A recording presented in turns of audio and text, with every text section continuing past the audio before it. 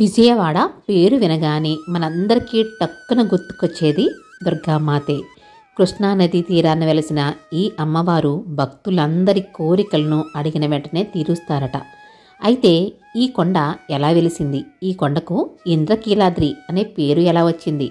అమ్మవారు ఇక్కడ ఎలా కొలువై ఉన్నారు? ఈ గుడిని ఎవరు నిర్మించారు?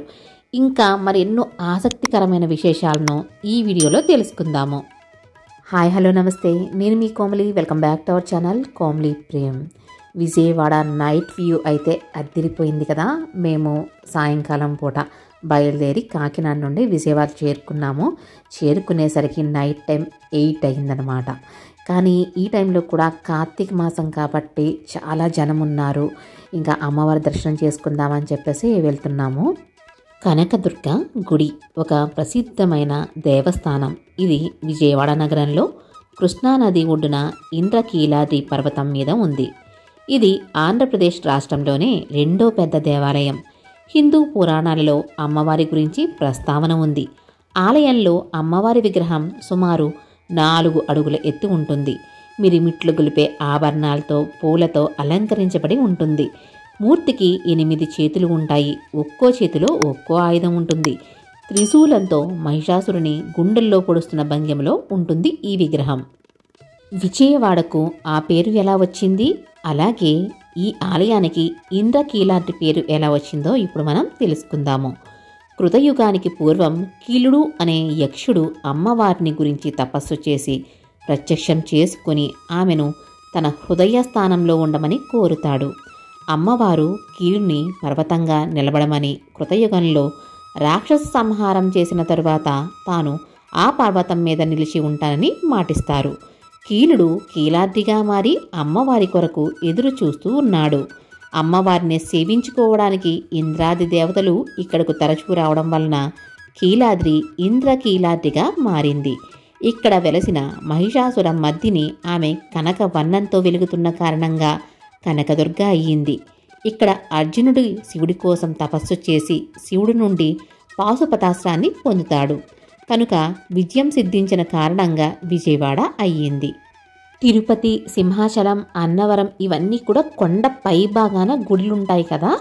అలా కాకుండా కొండకి మధ్యలో, ఎందుకంటే కీలుడు యొక్క హృదయ భాగంలో అమ్మవారు కొలువు ఉంటారు అని చెప్పేసి ఆయనకి వరం ఇచ్చారు కదా కీలునికి. అందుకని కొండ మధ్య భాగంలోనే ఈ గుడి ఉంటుంది. ఈ వీడియో చూస్తున్న ప్రతి ఒక్కరూ కూడా ఆ దుర్గామాతని మనస్సులోనే దర్శనం చేసుకోవాలని చెప్పేసి నేను ఆలయ వాతావరణాన్ని నాకు వీలైనంత వరకు కూడా మీకు చూపిస్తున్నాను. ఇక్కడ దసరా నవరాత్రి ఉత్సవాలు చాలా బాగా జరుగుతాయి. కార్తీక మాసంలో కూడా ఉత్సవాలు చాలా బాగా జరుగుతాయి. చూసారు కదా, కళా వేదిక మీద చక్కగా భరతనాట్యం, అలాగే క్లాసికల్ డ్యాన్సెస్ అన్నీ కూడా చక్కగా చేస్తూ ఉన్నారు. దసరా నవరాత్రుల్లో అయితే దుర్గామాతని 9 రోజుల పాటు 9 ప్రత్యేక రూపాల్లో అలంకరించి ప్రత్యేక పూజలు నిర్వహిస్తారు. ఇంకా విజయదశమి రోజున కృష్ణానదిలో తెప్పోత్సవం కూడా ఘనంగా నిర్వహిస్తారు. అమ్మదయ ఉంటే అన్నీ ఉన్నట్లే అంటారు. అమ్మవారు మన కోరికలు తీర్చిన తర్వాత తులాభారంలో కూడా చాలామంది పాల్గొంటారు. చిన్నపిల్లలకు ఏవైనా ఆరోగ్య సమస్యలు ఉన్నప్పుడు కూడా అమ్మవారిని మొక్కుకుంటారనమాట. అటువంటప్పుడు ఇక్కడ తులాభారం చూస్తున్నారు కదండి, ఆ తులాభారంలో పళ్ళు కానీ పటిక బెల్లం కానీ ఏది మనం కోరుకుంటే మనస్సులో దానిని అమ్మవారికి సమర్పించుకోవడానికి ఇక్కడ తులాభారం చూసారా. కొన్ని ఆలయాల్లో లేకపోతే సినిమాల్లో మాత్రమే చూస్తాము. ఈ ఆలయంలో మీకు ప్రత్యేకించి ఇది చూపించాలని చెప్పేసి ఇక్కడ చూపిస్తున్నాను. గ్రీన్ కలర్ బోర్డు మీద మెనూ ఉంది చూడండి. ఇది ఉచిత అన్నదాన ప్రసాదం అన్నమాట. ఇక్కడ దాతలు ఇచ్చిన విరాళాలతో ఉచిత అన్నదానం కూడా చేస్తారు. మనము మహాప్రసాదంగా స్వీకరించి తింటాము. దుర్గా అమ్మవారిని దర్శించుకున్న తర్వాత ఇప్పుడు మనము మల్లేశ్వర స్వామి వారిని దర్శించుకోవడానికి వెళ్తున్నాము. ఇక్కడ క్రిందకు వెళ్ళాలన్నమాట, కాస్త క్రింద వైపునకు వెళ్ళాలి. అయితే ఇక్కడ మల్లేశ్వర స్వామి ఎలా వెలిసాడు అనడానికి కూడా ఒక కథ ఉంది. అదేంటంటే దుర్గా అమ్మవారు వెలిసినప్పుడు ఆవిడ చాలా ప్రబలంగా ఉగ్రంగా ఉండేవారట. అప్పుడు బ్రహ్మదేవుడు అశ్వమేధ యాగాలు చేసి శివుడికి ప్రార్థించాడట. శివుడు ప్రత్యక్షమైన వెంటనే మల్లెపూలతో పూజించాడట. అందుకని మల్లికేశ, మల్లికార్జున, మల్లేశ్వర అనే పేర్లతో ఇక్కడ శివుడు వెలిసాడు. జగద్గురు ఆది శంకరాచార్యులు జ్యోతిర్లింగం అదృశ్యం అవడాన్ని గమనించి అమ్మవారి ఆలయ ఉత్తర భాగాన మల్లికార్జునుడి విగ్రహాన్ని పునఃప్రతిష్ఠించారు. ఇంకా అమ్మవారిని ఉగ్రంగా లేకుండా శాంతంగా ఉండేలా శ్రీచక్రం కూడా రూపొందించారు. ఆలయ సందర్శన వేళలో ఉదయం 4 గంటల నుండి సాయంత్రం 5:30 వరకు, తిరిగి సాయంత్రం 6:15 నుండి రాత్రి 10 గంటల వరకు కూడా గుడిని సందర్శించవచ్చు. అంతరాలయ దర్శనానికి ఒక్కొక్కరికి కూడా 300 రూపీస్ తీసుకుంటారు.